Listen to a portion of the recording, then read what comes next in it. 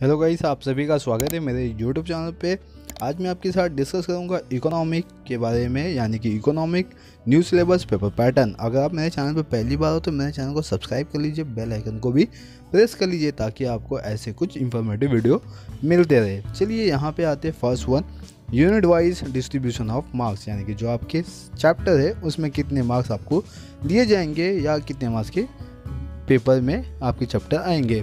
तो फर्स्ट यहाँ पे देख सकते हो, introduction to micro and macro economic और यूटिलिटी एनालिसिस। ये दोनों चैप्टर आपको 7 मार्क्स के लिए दिए जाएंगे और ऑप्शन के साथ हम बात करें तो उसको 10 मार्क्स मिलेंगे। आते 3A 3B पे, demand analysis and elasticity of demand. ये 8 मार्क्स के लिए पूछे जाएंगे और ऑप्शन के साथ ये 12 मार्क्स दिए जाएंगे। नेक्स्ट वन है यहाँ पे 4th and 5th, supply analysis and form of market. ये दोनों 7 मार्क्स के लिए पूछे जाएंगे और ऑप्शन के साथ 10 मार्क्स है। चैप्टर नंबर 6, 7 ये आपको देख सकते हो यहाँ पे 8 मार्क्स के लिए, यानी कि 6 से लेके अभी 10 चैप्टर तक पूरा 9 चैप्टर तक ये आपका पूरा 8 मार्क्स के लिए पूछे जाएंगे।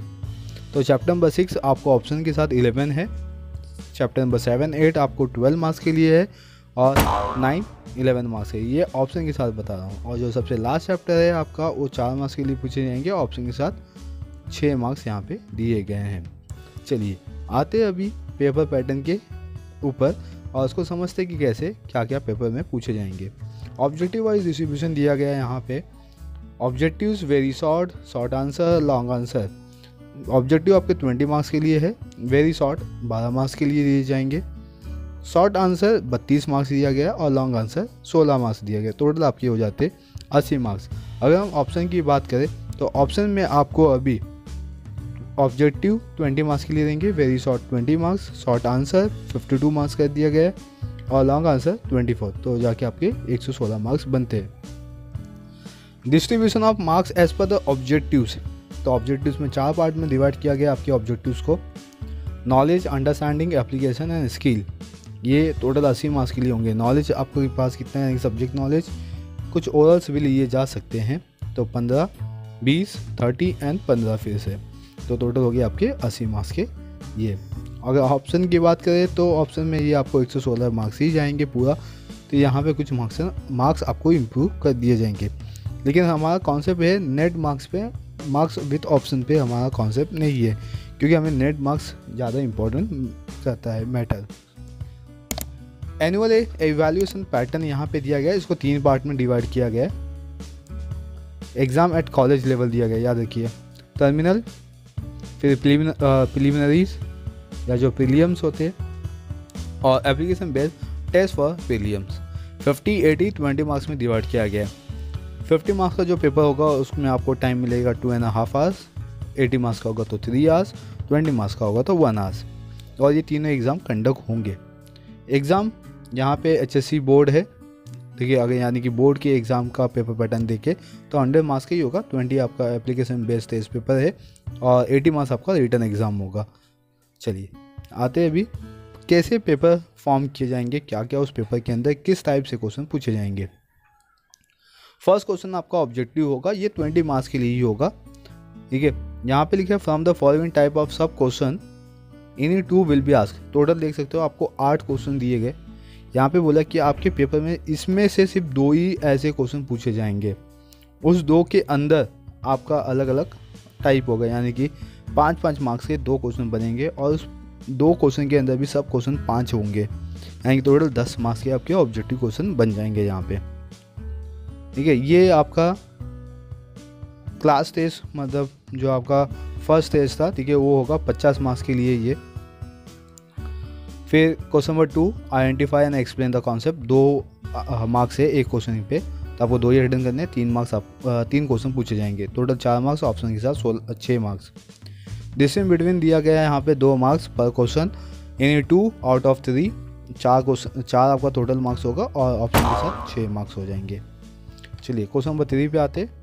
Okay, question number 3, answer the following question. 4 marks पर क्वेश्चन दिया गया, एनी 3 अटेंड करना है, आउट ऑफ 5, 12 मार्क्स और ऑप्शन के साथ 20 marks. 4th one, state with reason whether you agree और disagree the following statement. 4 marks पर question, any 3 out of 5, 12 marks with option 20 marks. Fifth question, study the following table, figure, passage and answer the question given. 4 marks, any 2 out of 3, 8 marks with option 12 marks. Answer in detail, 8 marks, any 2 out of 3, 16 marks with option 24 marks.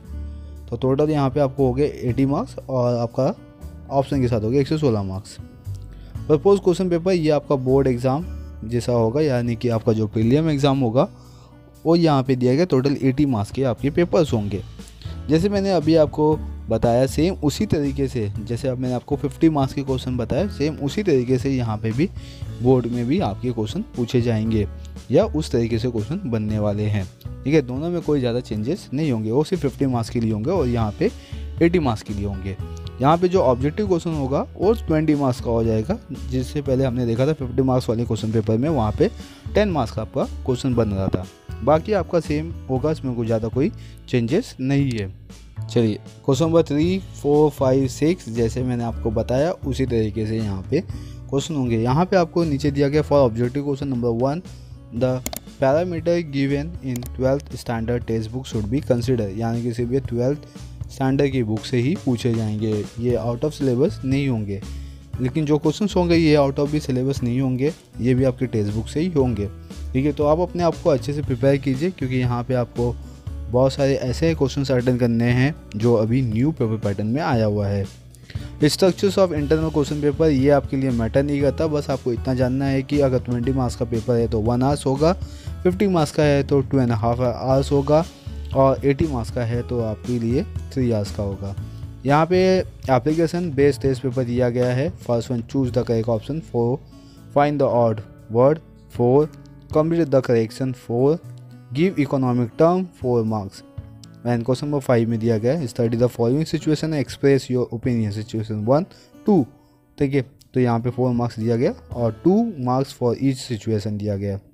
तो ये हो गया आपका 20 marks. तो ये application test paper है आपका। चलिए, तो ऑलमोस्ट अब मुझे यही बताना था कि आपका जो पेपर पैटर्न बनेगा वो किस तरीके से बनेगा, क्या क्या कंटेंट आएंगे इसके अंदर, तो ये आपको समझना ज़रूरी था।